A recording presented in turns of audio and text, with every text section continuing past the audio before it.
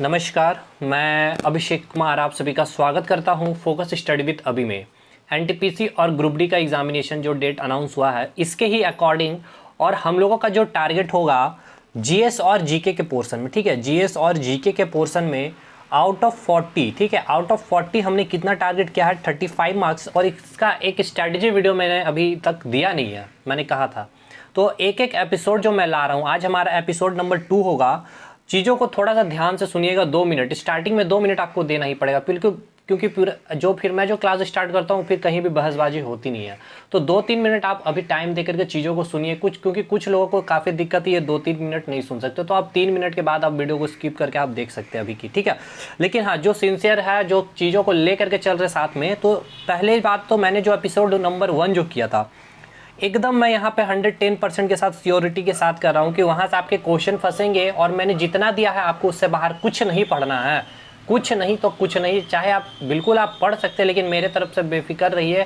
मैंने कह दिया वहाँ से सवाल नहीं, क्योंकि मैंने पूरे प्रीवियस ईयर में जो पूछे गए हैं 2015 से लेकर के 2020, एनटीपीसी हो, एलपी हो, ग्रुप डी हो, चाहे जेई का पेपर हो, चाहे आरपीएफ का पेपर हो, थ्योरेटिकल और न्यूमेरिकल मैंने करा दिया। अगर नहीं देखा है तो लिंक आपको मिल जाएगा।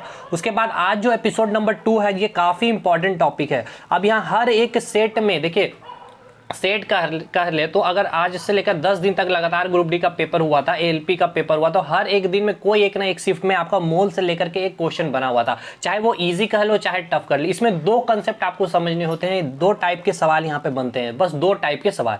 अगर ये दोनों टाइप के, यानी कि मैं 3 कंसेप्ट आपको दूंगा, ये 3 कंसेप्ट समझ लेने के बाद आपको पूरा का पूरा ये टॉपिक क्लियर हो जाएगा। और फिर से आज मैं गारंटी देता हूँ कि आपका 1 मार्क्स यहाँ से फिर कवर कर रहे हैं आप लोग। आज याद रखिएगा, एक एक कान खोल कर आप लोग सुनिएगा। तो बस यही चीजें मुझे बतानी थी, तो आप सबका सपोर्ट रहा, तो इस तरह से मैं चीजें आगे फर्दर, अब हो सकता है कि नेक्स्ट वीडियो में जो लाऊंगा, बिल्कुल देखिए स्ट्रेटजी वे में चीजों को ला रहा हूं, वो वीडियो ला रहा हूं जहां से आपके स्कोर बनेंगे, जहां से क्वेश्चन पुटअप होंगे, न्यूमेरिकल हो चाहे थ्योरेटिकल। कल की जो मैंने बताया उसमें पूरा थ्योरेटिकल और न्यूमेरिकल दोनों करा। अब जो नेक्स्ट टॉपिक हो सकता है कि पीरियोडिक टेबल के ऊपर मैं लाऊं। अब आप लोग कमेंट करिएगा क्या सही होगा या नहीं, या फिर कोई टॉपिक है जैसे कि अभी लाइट और इलेक्ट्रिसिटी बचा हुआ, वो काफी इंपॉर्टेंट टॉपिक है, वास्ट सिलेबस भी है, जहां से भर भर के क्वेश्चन पूछे जाएंगे, ठीक है। तो बात की बात है, अब हम जो है आज की क्लासेस स्टार्ट करते हैं। तो बिल्कुल मोल कंसेप्ट बिल्कुल बेसिक से समझेंगे, हर एक चीज को समझेंगे। और आज हमारा एपिसोड नंबर 2 होगा, नहीं देखें आप लोगों ने, अगर आप लोगों का थोड़ा सा साथ रहा, थोड़ा सा आप लोग मोटिवेट किए, तो अगर आप लोगों का बस इतना साथ चाहिए तो एक लाइक आप लोग कर सकते हैं। और कमेंट सेक्शन में जाकर के श्री ठाकुर अनुकूल चंद्र जी का आज उनका जन्म उत्सव है, तो एक कमेंट कर सकते हैं, जय गुरु, ठीक है। बस आप लोगों का इतना प्यार चाहिए, इतना सपोर्ट चाहिए, और हो सके तो दोस्तों तक शेयर कीजिएगा। तो आज हम लोग समझेंगे मोल कंसेप्ट। तो सबसे पहले मोल कंसेप्ट समझने से पहले हम 1-2-3 कुछ बेसिक चीज को समझ लेते हैं। देखिए, अच्छा, टेलीग्राम ग्रुप का लिंक भी आपको दे दिया गया, वहाँ पे उसको ज्वाइन कर लीजिए। सारी चीज़ें पीडीएफ वगैरह वहाँ पे आपको सारी मिलती रहेगी, जो भी अपडेट होगा वहाँ पे मैं देते रहूँगा, ठीक है। अब स्टार्ट करते हैं आज की क्लास। देखिए, 3-4 चीज़ होते हैं केमिस्ट्री में। तो सबसे पहले देखिए, केमिस्ट्री में 4 टर्म अगर आप समझ लिए तो बिल्कुल फ्री ऑफ माइंड आप बिल्कुल केमिस्ट्री अच्छा कर सकते हो। बाकी सिर्फ सब चीज़ें केवल रटनी होती है केमिस्ट्री में। तो हालांकि ये चीज़ जो मैं अभी बता रहा हूँ एटॉमिक स्ट्रक्चर में काफ़ी डिटेल में, लेकिन आज ही मैं आपको क्लियर कर दूंगा। देखिए, 4 टर्म कौन कौन है। एक तो आपका एटम है, दूसरा आपका मॉलिक्यूल है, तीसरा आपका एलिमेंट है, ठीक है, और चौथा आपका क्या है, कंपाउंड। एटम को हिंदी में कहेंगे परमाणु, मॉलिक्यूल को मॉलिक्यूल है ये, ठीक है, मॉलिक्यूल को हम लोग हिंदी में कहेंगे अणु, एलिमेंट को हम लोग हिंदी में कहेंगे तत्व, और कंपाउंड को हम लोग हिंदी में कहेंगे यौगिक। सारा कुछ लिखा हुआ है नोट में यहाँ पे, आप परेशान मत होइएगा। लेकिन हाँ, इसी को हमें समझना है कि ये एटम होता क्या है, ये तत्व यानी कि ये एलिमेंट होते क्या है, ये एटम होते क्या है, ये मॉलिक्यूल्स होते क्या हैं, और ये कंपाउंड क्या होते हैं। इसको अगर एक बार समझ लिए ना तो चीज़ें काफ़ी आसान हो जाएगी। और आप अभी मैं आपको एक एग्जांपल भी दे करके आपको सारा का सारा चीज़ सॉल्व आउट भी करा दूंगा, और आप समझ भी जाओगे कि सारी चीज़ें कैसे निकाली जाती है। अब मैं आपको थोड़ा सा एक डेफिनेशन पढ़ दूँ, ये किताबें वगैरह में आपको मिल जाएगी, वह डेफिनेशन मैंने लिखा नहीं है, हालांकि मैं अभी जो बोल रहा हूँ आप उसको लिखिएगा।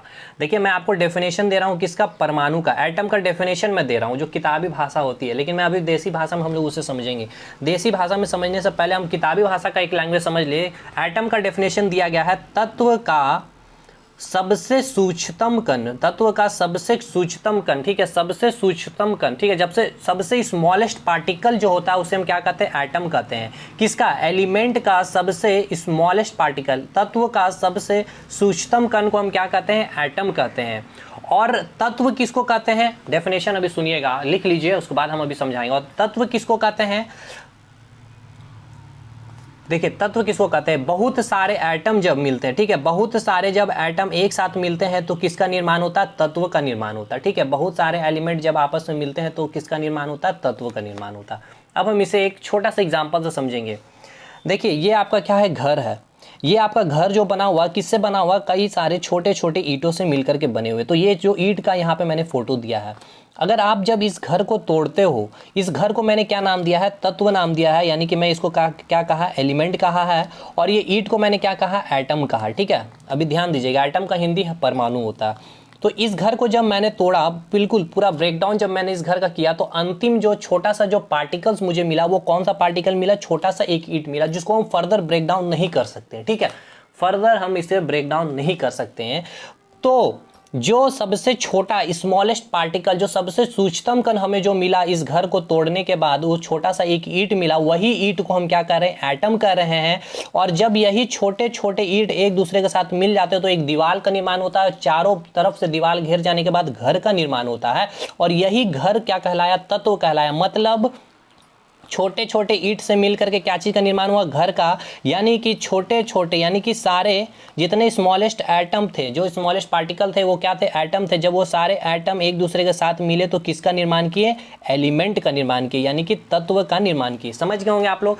तो आपसे क्वेश्चन पूछा जाएगा, इस एलिमेंट का स्मॉलेस्ट पार्टिकल होता है कौन, एटम होता है, मॉलिक्यूल्स होता है, या कंपाउंड होता है। तो आपको बताना क्या होगा, एलिमेंट का सबसे स्मॉलेस्ट पार्टिकल क्या होता है, एटम होता है। तो एटम क्लियर हो गया क्या होता है, एलिमेंट क्या हो गया, ये चीजें समझ में आ गई। एटम क्या होता है, एलिमेंट का सबसे सूक्ष्मतम कण होता है, और जब बहुत सारे एटम एक साथ मिलते हैं तो किसका निर्माण करते हैं, एलिमेंट का निर्माण करते हैं। तो आप इस फिगर को समझिएगा, ये एटम है, यानी कि ये 1 2 3 4 5 6 7 8 9 इन्फिनिटी एक एटम जब मिले तो एक क्या चीज का निर्माण किया, एलिमेंट का निर्माण किया। अब एलिमेंट का सबसे सूक्ष्मतम कण, ये जब ये सारे एटम एक साथ कंबाइन होकर किसका निर्माण किया, एलिमेंट, और इसका सबसे सूक्ष्मतम कौन सा होगा, एक छोटा सा एटम होगा। क्लियर, ये चीज क्लियर हो गया। अब हम बात करेंगे मॉलिक्यूल्स के बारे में, और इसके बाद हम बात करेंगे कंपाउंड के बारे में। अब यहाँ पे आप फिगर देख रहे होंगे कि जब तत्व, ठीक है, जब तत्व यानी कि एलिमेंट, जब सेम एलिमेंट जब आपस में मिलते हैं, जब सेम एलिमेंट आपस में मिलते हैं तो किसका निर्माण करते हैं, मॉलिक्यूल्स का निर्माण करते हैं। और जब सेम, मतलब कि जब डिफरेंट एलिमेंट, ठीक है, जब दो डिफरेंट एलिमेंट E1 + E2 हम ले रहे हैं, दो डिफरेंट एलिमेंट एक फिक्स्ड रेशियो में, यानी कि ये 1:2 रेशियो में या 3:4 रेशियो में, एक फिक्स्ड रेशियो में आपस में मिलते हैं तो कंपाउंड का निर्माण करते हैं। अब समझिएगा इसको एग्जाम्पल के फॉर्म में। यहाँ तो घर हमने देख लिया, अब यही सेम घर as it is, same size का, सेम जिधर खिड़की है, जिधर दरवाजा, वही घर जब 4-5 घर 5-6 घर मिल गए तो क्या चीज़ का निर्माण किया, मॉलिक्यूल्स का, यानी कि अणु का निर्माण किया। इसे हम क्या कहेंगे, अणु। लेकिन यानी कि जब ये आपका क्या हो गया, कई सारे आप रूम मिलकर क्या चीज़ का निर्माण कर दिया, आपका एक आपका ये आपका क्या बन गया, अपार्टमेंट बन गया एक तरह से, ठीक है, ये एक अपार्टमेंट बन गया। उसी प्रकार अब एक ये अपार्टमेंट हो गया, मैं इसका नाम दे दिया श्री कृष्णा अपार्टमेंट, ठीक है। अब एक और चीज़ मैंने क्या देखा कि अब यहाँ पे एक घर का स्ट्रक्चर, ये एक घर का स्ट्रक्चर थोड़ा डिफरेंट मिला, यानी कि यहाँ पे एलिमेंट E1 है, यहाँ पे एलिमेंट 2 है, यहाँ पे एलिमेंट 3 है, लेकिन यहाँ पे एलिमेंट E1 ही था, यहाँ पे भी एलिमेंट E1 था, क्योंकि सेम घर था, यहाँ सेम घर नहीं है। तो जब सेम एलिमेंट यानी कि सेम तत्व जब मिलते तो क्या चीज़ का निर्माण होता है, मॉलिक्यूल्स का निर्माण होता है। और जब डिफरेंट घर का निर्माण मिलते हैं आपस में तो किसका निर्माण होता है, कंपाउंड का निर्माण होता है, यौगिक का निर्माण होता है। इसको केमिस्ट्री में भी मैं समझाऊंगा आपको कि H2Cl2 वगैरह सारा चीज़ अभी मैं सारा नीचे रखा हूँ, चीज़ें समझ में आ जाएगी, बस ये चीज़ आप एक बार समझ लो। तो क्लियर, तो घर आप सिंपल से समझिएगा क्या हो गया, घर आपका क्या था, एलिमेंट था। एलिमेंट अपने घर को जब तोड़ा तो छोटा सा ईंट मिला, वो इस ईंट को हमने क्या नाम दे दिया, एटम दे दिया। यानी कि बहुत सारे ईंट मिलकर के क्या चीज का निर्माण करते हैं, घर का, यानी बहुत सारे एटम मिलकर किसका निर्माण करते हैं, एलिमेंट का निर्माण करते हैं। और वो एटम क्या होता है जिसका हम फर्दर ब्रेकडाउन नहीं कर सकते, ठीक है। जो उसके बाद हम आए क्या चीज कि जब सेम एलिमेंट, यही जो घर था, सेम घर जब आपस में मिला तो किसका निर्माण किया था, अपार्टमेंट का निर्माण किया था, ठीक है। यानी कि सेम तत्व, यानी कि यही जो E1 + E1 + E1 + E1 ... infinity, जब ये दोनों मिले, यानी कि ये तीनों, ये चारों पांचों जितना भी सेम एलिमेंट जब मिले तो किसका निर्माण किए, मॉलिक्यूल्स का, यानी कि अणु का निर्माण किए। नोट डाउन करिएगा ये सारा चीज। लेकिन यही अगर different element E1 + E2 + E3 मिले तो किसका निर्माण किया, कंपाउंड का, यानी कि यौगिक का निर्माण किया, ठीक है। ये आप देख सकते हैं किसका निर्माण किया, कंपाउंड का निर्माण किया। क्लियर, यहाँ तक तो सारी चीज़ें क्लियर है। लेकिन एटॉमिक स्ट्रक्चर फर्दर देखोगे कि हमने अभी कहा कि एटम का फर्दर ब्रेकडाउन नहीं कर सकते, यानी घर का जो छोटा यूनिट उसका फर्दर ब्रेकडाउन नहीं करते। लेकिन फिर से आप एटॉमिक स्ट्रक्चर में जब जाओगे तो वहाँ पे आपको फिर से आपको बताया जाएगा, जो डाल्टन ने जो थ्योरी दिया था, ये थ्योरी किसने दिया था, डाल्टन ने थ्योरी दिया था। बाद में फिर से इसमें बताया जाएगा रदरफोर्ड के द्वारा, 2-3 साइंटिस्ट आएंगे, गोल्डस्टीन आएंगे, ठीक है, चैडविक आएंगे, तो इसको भी फर्दर एटम का ब्रेकडाउन करेंगे और एटम के अंदर क्या बताएंगे, इलेक्ट्रॉन, प्रोटॉन और न्यूट्रॉन। तो ये एटॉमिक स्ट्रक्चर के ऊपर हम लोग जब करेंगे तो उसके ऊपर बात है। अगर करना है आपको एटॉमिक स्ट्रक्चर तो मैंने करा रखा है, 1 से 1.5 घंटे की वीडियो है, 1200-1300 लोग ने देख रखा है बिना एक भी डिसलाइक के, तो आप समझ सकते हो कंटेंट क्या होगा वो, बिल्कुल एकदम जेई के लिए मैंने वो वीडियो बनाया था, ठीक है।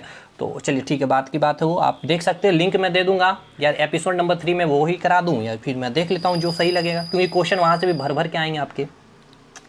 अब हम बात करेंगे जो एटम तत्व केमिस्ट्री के फॉर्म में जो चीज़ें, देखिए अब आप देख रहे होंगे एटम क्या हो गया, मैंने एक बताया था स्मॉलेस्ट पार्टिकल, छोटा छोटा पार्टिकल, यानी कि एटम, क्लोरीन, हाइड्रोजन, फ्लोरीन। तो एक देसी भाषा में समझ लीजिए जो अकेला आपको देखने को मिलेगा, देखिए क्लोरीन अकेला मिल रहा है, हाइड्रोजन अकेला मिल रहा है, फ्लोरीन अकेला मिल रहा है, आयोडीन।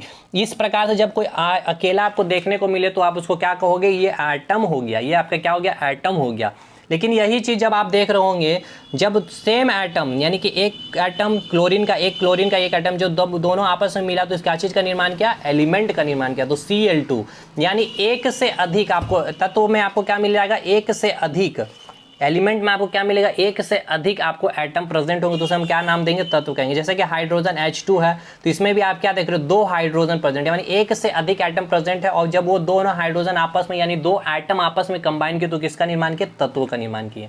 अब कंपाउंड की बात कर ले, यानी यौगिक कैसे निर्माण कर रहे थे, E1 + E2, मतलब कि डिफरेंट तत्व मिल रहे थे, डिफरेंट तत्व से क्या चीज़ निर्माण होता है, यौगिक का निर्माण हो रहा था। देखिए अब हम यहाँ पे बताते हैं आपको कैसे, एक आपका हो गया H, एक हो गया Cl।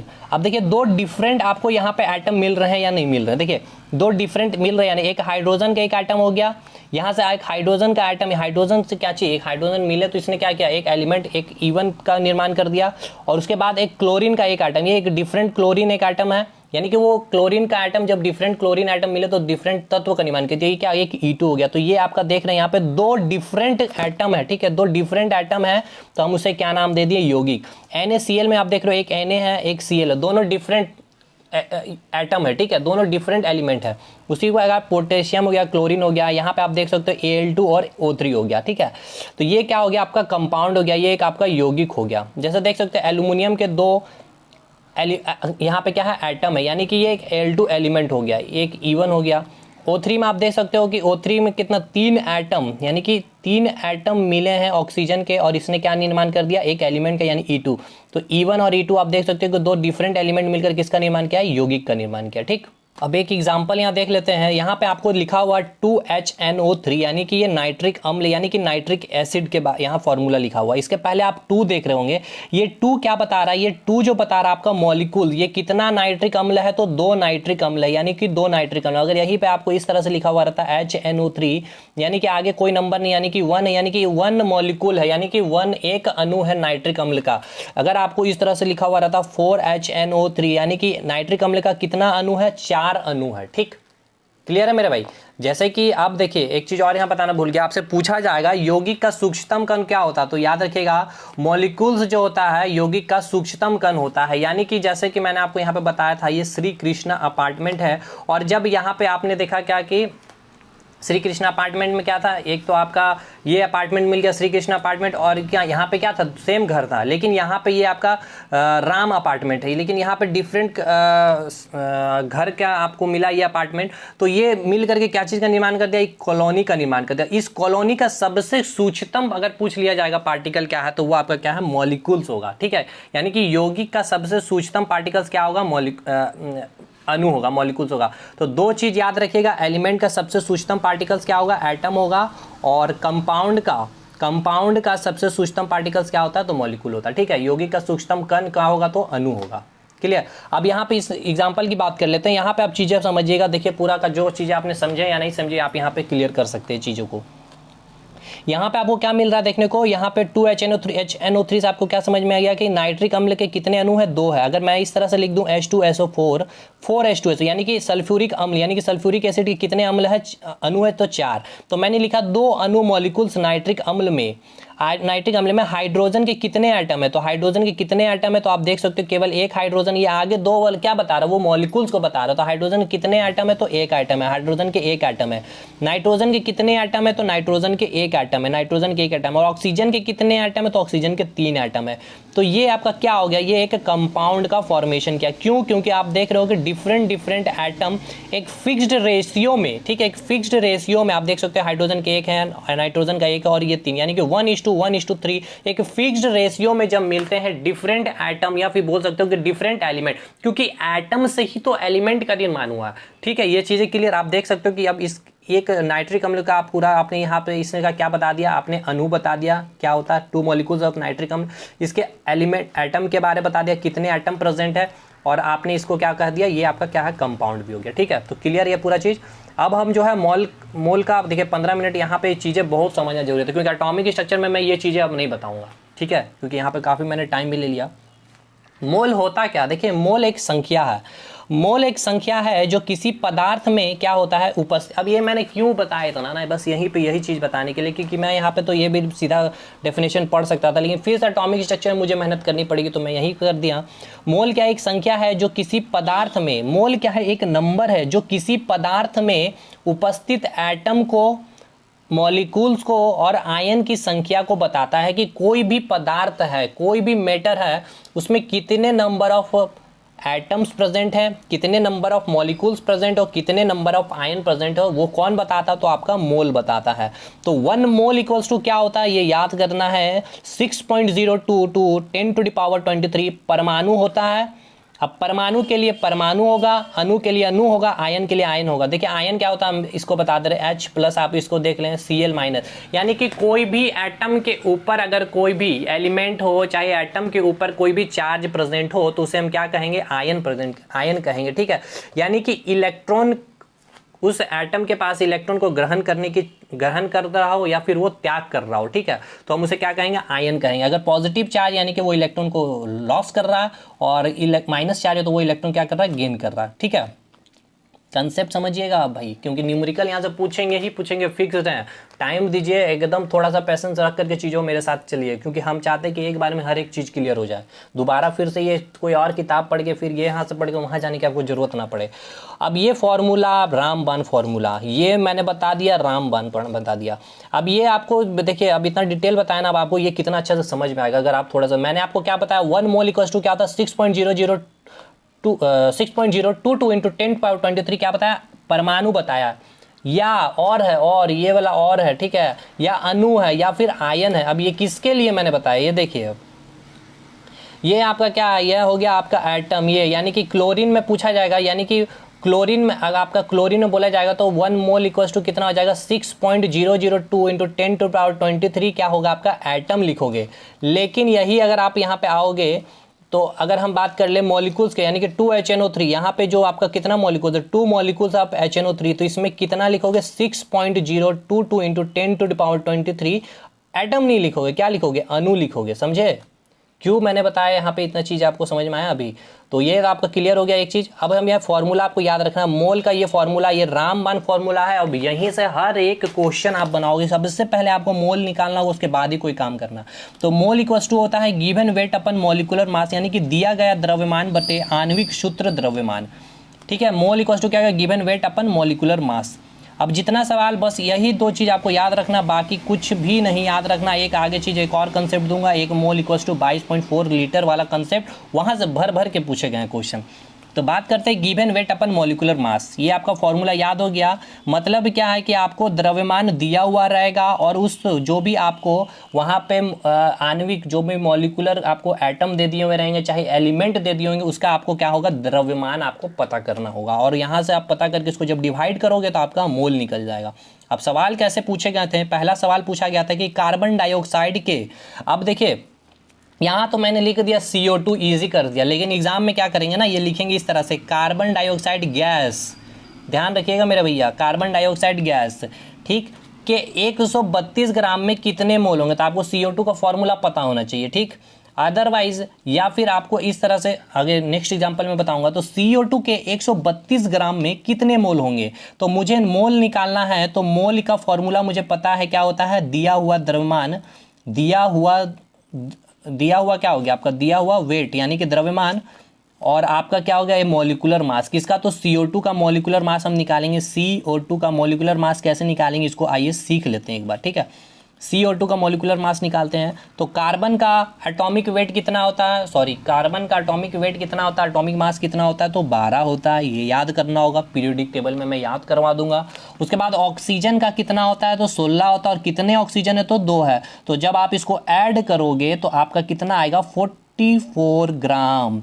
ये क्या हो गया, 44 ग्राम, ये CO2 का मॉलिक्यूलर मास हो गया। यानी कि आणविक सूत्र, जो सूत्र यहाँ पे दिया हुआ था उसका द्रव्यमान आपने निकाल लिया है। तो अब हमारा काम काफी आसान हो गया। मोल इक्वल्स टू जो दिया हुआ द्रव्यमान है CO2 का, कितना द्रव्यमान में, 132 ग्राम में, यानी कि 132 ग्राम में उसका मॉलिक्यूलर मास कितना है, 44 है। तो इसको जब मैंने डिवाइड किया तो क्या आ गया, 3 आ गया। तो कितना मोल आ गया, 3 मोल आ गया। तो यहाँ पे पूछा गया था मुझसे कितने मोल होंगे, तो मैंने CO2 का पहले मॉलिक्यूलर मास निकाल लिया। उसके बाद मोल का फॉर्मूला मैंने बैठा दिया। मोल इक्वल्स टू होता है गिवन वेट अपन मॉलिक्यूलर मास, और गिवन वेट में मैंने क्या पुट कर दिया, 132 ग्राम। देखिए ये 132 ग्राम मैंने गिवन वेट में पुट कर दिया। मॉलिक्यूलर मास मैंने यहाँ से निकाल लिया, यहाँ पे मैंने पुट कर दिया 132/44 को डिवाइड किया, तो मेरा आंसर आ गया 3 मोल, ठीक है, 3 मोल। तो ये क्लियर है आपका, यहीं पे मैंने यही सॉल्व आउट किया, ये आपका चीज़ हो गया। एक और एग्जांपल बस इसको जल्दी से, अब यहाँ पे कितना अच्छा सा क्वेश्चन पूछा गया, देखिए जल्दी से नहीं करना, यही तो कॉन्सेप्ट है यहाँ पे, ये चीज़ें समझने के लिए। यही क्वेश्चन पूछा भी गया था। देखिए अब ग्रुप डी में कैसे पूछा गया है कि ये क्वेश्चन पूछ लिया, सेम डाटा रखा है। अब यहाँ क्या पूछा था, यहाँ पूछा था आपसे मोल कितना होगा, यहाँ आपसे क्या पूछ लिया है, अणु कितना होगा। अब कुछ भी पूछे, मोल पूछे, अणु पूछे, सबसे पहले आपको क्या निकालना है, तो मोल निकालना, मोल निकालना, मोल निकालना, एकदम दिमाग में बैठा लीजिए। हम कुछ नहीं करेंगे, मोल निकालेंगे पहले। तो मोल हमको पता है क्या है, अणु कितने होंगे, ठीक है। अणु पूछा गया कितने अणु होंगे, तो हमको नहीं पता, हम पहले मोल निकालेंगे। ये छोड़ दीजिए सब लाइन, अभी जो लिखा हुआ ये सब छोड़ दीजिए, ठीक है। मोल इक्वल्स टू होता है गिवन वेट अपन मॉलिक्यूलर मास। कितना वेट हमको दिया हुआ, 132 ग्राम, 132 ग्राम लिख लिए। और मॉलिक्यूलर मास CO2 का भी मैंने निकाल के बताया कितना, 44 से कितना, 3 मोल आ गया। हमने निकाल लिया 3 मोल, लेकिन हमसे क्या पूछा, अणु पूछा गया। तो हमको क्या पता है, हम जानते हैं कि 1 मोल में 6.022 इंटू 10⁻23 क्या होता है, अणु होता है। क्या होता है, अणु होता है। ये क्या होता है, अणु होता है। ये क्या होता है, अणु होता है, ठीक है ना मेरे भाई। अभी मैंने बताया था ना यहाँ पे 1 मोल में क्या होता है, 6.022 इंटू 10⁻23 क्या होता है, या तो एटम होता है, या तो अणु होता है, या आयन होता है। तो हमसे क्या पूछा गया है, हमसे पूछा गया आयन। तो 1 मोल में कितने आयन होते हैं, 6.022 इंटू 10⁻23। तो मैंने यही किया है यहाँ पे कि 1 मोल इक्वल्स टू मैंने लिख दिया 6.022 इंटू 10⁻23 अणु, और मुझे आया कितना, 3 मोल में निकालना। तो 3 मोल में कितना अणु होगा, तो 3 मोल में बस 3 से इसको मल्टीप्लाई कर दिए, मेरा आंसर आ गया, इतना अणु हो गया। कितना आसान था। हमको करना क्या, पहले मोल निकालना है। चाहे हमसे मोल पूछे चाहे नहीं पूछे, मोल पूछेगा तो हम तो मोल निकाल के तुरंत सॉल्व कर लेंगे। अगर हमसे अणु पूछेगा तो हम मोल निकालेंगे। और हमको फिर पता है क्या कि 1 मोल में कितना अणु होता है, हमको पता है। जितना मोल आएगा हम उससे क्या करेंगे, मल्टीप्लाई करेंगे, मेरा आंसर निकल जाएगा, ठीक है। आइए ग्रुप डी में पूछा हुआ सवाल देखिए, शिफ्ट आपका यहाँ पे दिया हुआ 17 तारीख का डेट में आपको ये सवाल पूछा गया था। कितना अच्छा सवाल पूछा गया। देखिए 49 ग्राम H2SO4 में अणु की संख्या क्या होगी, 49 ग्राम H2SO4 में अणु की संख्या क्या होगी। तो अणु की संख्या पूछा गया, हमको नहीं पता। हमको पता मोल कैसे निकाला जाता है। मोल इक्वल टू होता है गिवन वेट अपन मॉलिक्यूलर मास। गिवन वेट दिया हुआ द्रव्यमान कितना है, 49 ग्राम, 49 ग्राम। और H2SO4 का मॉलिक्यूलर मास निकालेंगे। H2SO4 का चलिए हम लोग निकालते हैं, H2SO4 H का मॉलिक्यूलर मास कितना होता है, 1 × 2 प्लस सल्फर का कितना होता है 32 प्लस ऑक्सीजन का कितना हो गया 16 × 4। जब आप इसको ऐड कर रहे होंगे तो आपका वैल्यू आ रहा होगा 98 ग्राम, ठीक है। तो ये आपका मास एटॉमिक वेट आपको याद करना होगा, एटॉमिक नंबर याद करना होगा। कम से कम 30 तक आप याद कर लो मेरे भाई। आपके रेलवे तो पूछेंगे ही पूछेंगे, और वो तो डायरेक्ट पूछेंगे क्वेश्चन। मैं तो दिखाऊंगा पीरियोडिक टेबल में कैसे पूछे जाएंगे। अगर आपको एटॉमिक वेट, एटॉमिक नंबर और पूरा ग्रुप वगैरह याद है, मैं तो करवा भी दूंगा याद, इसके लिए कोई टेंशन, बस आपको सपोर्ट चाहिए मेरे भाई। तो मैंने का वेट निकाले 98 ग्राम, तो मुझे मोल निकालना, मोल कितना गिवन वेट दिया हुआ द्रव्यमान कितना 49 ग्राम, मैंने 49 ग्राम मैंने लिख दिया, ठीक है। ये आप देख सकते हो, थोड़ा सा जूम कर देता हूँ, ये आप देख सकते हो गिवन वेट मैंने लिख दिया 49 ग्राम, और उसके बाद मॉलिक्यूलर मास कितना तो 98 है, इसको मैंने डिवाइड कर दिया तो कितना है 0.5 मोल। मुझसे पूछा क्या गया है, मुझसे पूछा गया है कि कितने अणु की संख्या बताइए, मैंने तो मोल निकाल लिया, अब मैं कैसे निकालूंगा, तो मुझे पता है 1 मोल में कितने अणु होते हैं 6.022 इंटू 10 टू द पावर 23 होते हैं, और मुझे कितना आया है मोल 0.5 मोल आया, तो मैं इसको कुछ नहीं करूंगा, 0.5 से इसको मल्टीप्लाई कर दूंगा 6.0 जो एवोगाड्रो नंबर, इसको एवोगाड्रो नंबर भी कहते हैं। तो बस मैंने वही किया, यहाँ पे मैंने 0.5 मोल लाया, तो 1 मोल इक्वल टू कितने अणु होते हैं 6.022 10 टू 23, तो 0.5 से मैंने इसको मल्टीप्लाई करके यहाँ से मेरा आंसर आ जाएगा, जो मल्टीप्लाई करोगे आप मल्टीप्लाई कर लोगे। अब लास्ट टाइप का एक कंसेप्ट यहाँ से भर के क्वेश्चन पूछेंगे, बहुत इंपॉर्टेंट है मेरे भाई, ध्यान दीजिएगा। अब यहाँ पे वॉल्यूम से पूछा जाता है, देखिए किसी भी गैस का स्टैंडर्ड टेम्परेचर प्रेशर पे या फिर नॉर्मल टेम्परेचर प्रेशर पर 1 मोल का आयतन कितना होता है। देखिए याद रखिएगा, हमेशा गैस यहाँ पे बोल रहा हूँ, गैस, कोई भी मैं यहाँ पे ठोस सॉलिड का बात नहीं कर रहा हूँ, किसी भी गैस का स्टैंडर्ड टेम्परेचर प्रेशर पे या फिर नॉर्मल टेम्परेचर प्रेशर पर 1 मोल का आयतन कितना होता है तो 22.4 लीटर होता है, तथा 22.4 लीटर में अणु की संख्या कितनी होगी तो 6.022 10⁻23 होगी। मतलब ये लाइन बस आप याद कर लीजिए, 1 मोल में कितना लीटर होगा, कोई भी गैस का आयतन कितना होगा 22.4 लीटर होगा, और उस 22.4 लीटर में या फिर 1 मोल में कितने अणु होंगे तो 6.022 इंटू 10⁻23 अणु होंगे, बस और बस इतना कर लेना है। अब यहाँ से देखिए, एक तो ये सवाल पूछा गया था, ये तो इजी हो गया था, लेकिन ये जब सवाल पूछे तो हर एक लड़के ने यहाँ पे ये सवाल छोड़ करके आए थे, क्योंकि कंसेप्ट क्लियर नहीं था। मैं दिखाऊंगा, एलपी ग्रुप डी दोनों में पूछा गया था वो सवाल। अब देखिए क्वेश्चन बोला क्या है कि हाइड्रोजन गैस, क्या खूबसूरती क्वेश्चन को देखिए, अगर लड़के का पीरियोडिक टेबल क्लियर नहीं है ना तो यहाँ पे केमिस्ट्री क्लियर नहीं है तो फंस जाएगा। हाइड्रोजन गैस, कई लोग तो हाइड्रोजन लेकर के ऐसे बना दिया, लेकिन गलत था। जब भी गैस आपको देखने मिल जाए ना तो H2 लगा दीजिए, क्लोरीन गैस आपको देखने तो Cl2, आयोडीन गैस तो I2, फ्लोरीन गैस तो F2, कभी भी फ्लोरीन इस तरह से लिख करके छोड़ मत दीजिएगा, क्योंकि सब लोगों ने क्या किया था, यहाँ पे हाइड्रोजन गैस देख करके हाइड्रोजन लिया और इसका मॉलिक्यूलर मास 1 निकाल लिया, लेकिन इसका मॉलिक्यूलर मास H2 करके निकालते तो इसका 2 ग्राम आता है, और जब हम लोग मोल में यूज करते हैं मॉलिक्यूलर गिवन वेट अपन मॉलिक्यूलर मास में तो 2 पुट करते हैं, जैसे कि मैंने 2, अब बहुत लोगों ने 1 पुट करके 8 मोल लिया, 8 मोल से इसको मल्टीप्लाई करके आंसर गलत निकाले, और वो ऑप्शन में भी दिया हुआ था, क्योंकि वही चेक कर रहा था रेलवे, यहाँ हाइड्रोजन गैस H2 भी तो लिख सकता था लेकिन वो नहीं लिखा। तो चलिए आगे बात करते हैं, हाइड्रोजन गैस के 8 ग्राम का एसटीपी पर कितना आयतन होगा, वॉल्यूम कितना होगा, ग्रुप डी में पूछा हुआ। तो हमको कुछ नहीं करना, हमको करना क्या भाई, पहले मोल निकालना, कुछ भी, चाहे हमसे मोल पूछ ले तो हम मोल ही निकालेंगे, अणु पूछ ले तो भी हम पहले मोल ही निकालेंगे, और अगर हमसे आयतन पूछ ले तो भी हम सबसे पहले मोल निकालेंगे। एक चीज़ तो गार्ड बांध लीजिए। इसलिए ये जो फॉर्मूला मैंने आपको बताया, mole equals to given weight upon molecular mass और 1 इक्वल्स टू, ये 2 फार्मूला और एक फार्मूला अभी मैंने आपको बस बता दिया। 1 मोल में कितने लीटर होते हैं तो 22.4 लीटर होता है, और इसमें कितने एवोगाड्रो अणु होंगे तो 6.0। तो हाइड्रोजन गैस का पहले मैं मोलिकुलर मास निकाल लूँ H2 का, तो H2 का मुझे पता है क्या होता है, मोलिकुलर मास 1 होता है इंटू 2, क्योंकि 2 आइटम है तो 2 से मल्टीप्लाई किया तो 2 ग्राम आ गया, ठीक है। तो अब हम मोल निकाल लेंगे, गिवन वेट कितना दिया हुआ 8 ग्राम, 8 ग्राम मैंने लिख दिया, मास कितना तो 2 है, जो डिवाइड कर दिया तो 4 मोल आ गया। लेकिन हमसे तो मोल नहीं पूछा गया भाई, हमसे पूछा गया है कि हाइड्रोजन गैस के 8 ग्राम का एसटीपी पर कितना आयतन होगा। कोई दिक्कत नहीं है, मुझे पता है कि 1 मोल पर कितना आयतन होता है किसी भी गैस का, 22.4 लीटर होता है, तो 4 मोल पे क्या होगा, बस 4 से मैंने इसको मल्टीप्लाई कर दिया 22.4 को, तो इसका आंसर आ जाएगा 89.6 लीटर। आंसर इजी है। एक एग्जाम्पल मैंने ले लिया ताकि थोड़ा सा जो थोड़े कमजोर स्टूडेंट उनका भी यहाँ पे क्लियर हो जाए। यहाँ पे दिया गया 8 ग्राम O3, मैंने इजी कर दिया, O3 लिख दिया। बहुत एग्जामिनेशन आप जाओगे तो ओजोन गैस लिखेंगे, ठीक है। तो ओजोन गैस का आयतन पूछा गया है, नॉर्मल टेम्परेचर पर क्या होगा। तो हम सबसे पहले O3 का मॉलिक्यूलर मास, सबसे पहले तो हम मोल निकालेंगे, दिमाग में बैठा ले। तो O3 का मॉलिक्यूलर मास क्या होगा, 16 गुना 3 यानी कि 48 ग्राम, ठीक है। 48 ग्राम। तो हमने क्या क्या मोल निकाल लिया, मोल क्या होता है, गिवन वेट अपन मॉलिक्यूलर मास, गिवन वेट कितना दिया हुआ 8 ग्राम, यहाँ पे 8 ग्राम मैंने लिख दिया है, और O3 का मॉलिक्यूलर मास मैंने कितना निकाल लिया 48 ग्राम। तो ये 48 ग्राम यहाँ पुट करके यहाँ पे कितना मोल आ गया, 1/6 मोल आ गया। मुझसे पूछा क्या गया है, क्या पूछा गया, आयतन कितना होगा। तो मुझे पता है कि 1 मोल का आयतन कितना होता है किसी भी गैस का, तो 22.4 लीटर होता है। तो 1/6 मोल का क्या होगा, हम कुछ नहीं करेंगे, 1/6 से इसको मल्टीप्लाई कर देंगे। 1/6 मोल ले तो 22.4 गुना 1/6 से मल्टीप्लाई किया तो कितना आ गया, 3.73 लीटर आ गया। देख लीजिएगा मल्टीप्लाई, अगर थोड़ा सा कुछ दिक्कत हुआ अगर डिवाइड करके, तो बस ये आपका आंसर हो जाएगा, ठीक है। कितना इजी। अब ये सबसे अच्छा क्वेश्चन मुझे लगा था, थोड़ा सा अगर लड़के ने पैसेंस थोड़ा सा पेशेंस अगर यूज़ किया होगा ना, पेन कलम अगर चला दिए होंगे तो ये क्वेश्चन बना लिया होगा। यही क्वेश्चन आपको जो है मेरिट लिस्ट में नाम लाता है। देखिए क्या बोला गया, देखिए दोनों में पूछा हुआ था एनटीपी पे, यानी कि नॉर्मल टेम्परेचर प्रेशर पर कोई गैस है, वो गैस का नाम दिया हुआ था एक्स, ठीक है, कोई भी एक्स गैस है वहाँ पे, जैसे कि आपको गैस का नाम दे दिया था यहाँ पे ओजोन गैस, तो इससे आपको क्या पता चल गया, आप ओजोन गैस का मॉलिक्यूलर मास निकाल लिए थे, जिसे आप इजीली मोल निकाल लिए, क्योंकि वेट तो आपको दिया हुआ था, मॉलिक्यूलर मास ओजोन गैस का दे दिया होता तो आप निकाल लिए।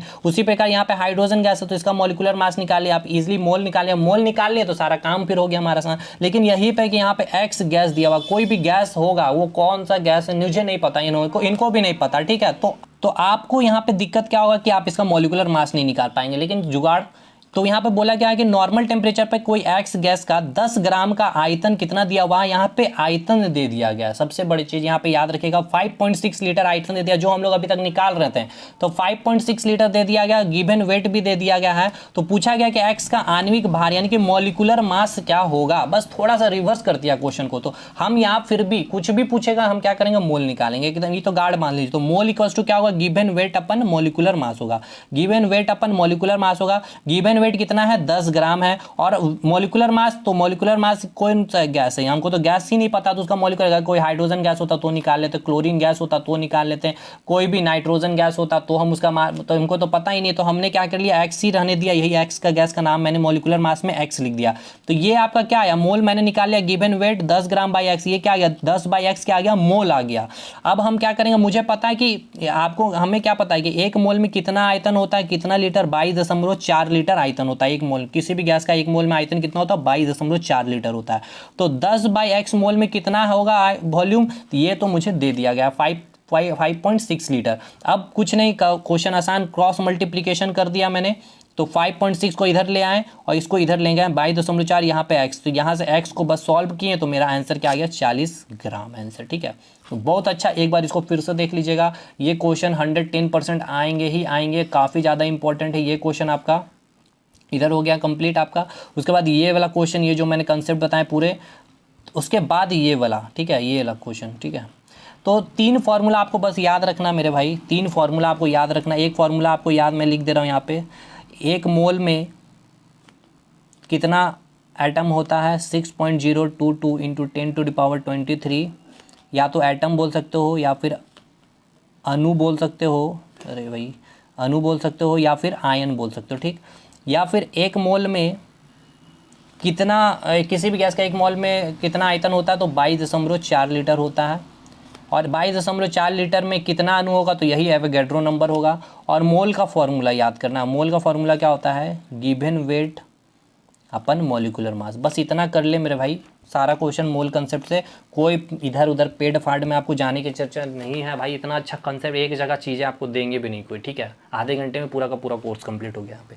तो आपका सपोर्ट रहा तो नेक्स्ट टॉपिक में पीरियोडिक टेबल का धज्जिया हम लोग उड़ाएंगे। और एक वीडियो में तो पीरियोडिक टेबल खत्म नहीं होगा, पहले तो साइंटिस्ट के ऊपर पूरा जितने क्वेश्चन बनते हैं पूछे गए हैं वो सारा कुछ कवर करेंगे, और उसके बाद एक वीडियो में, 2 वीडियो में ऑलमोस्ट कंप्लीट कर लेंगे, इसमें कोई बड़ी बात नहीं होगी, ठीक है। तो आपका सपोर्ट रहा तो एक सपोर्ट, एक लाइक, एक कमेंट दोस्त लोगों तक शेयर कीजिएगा।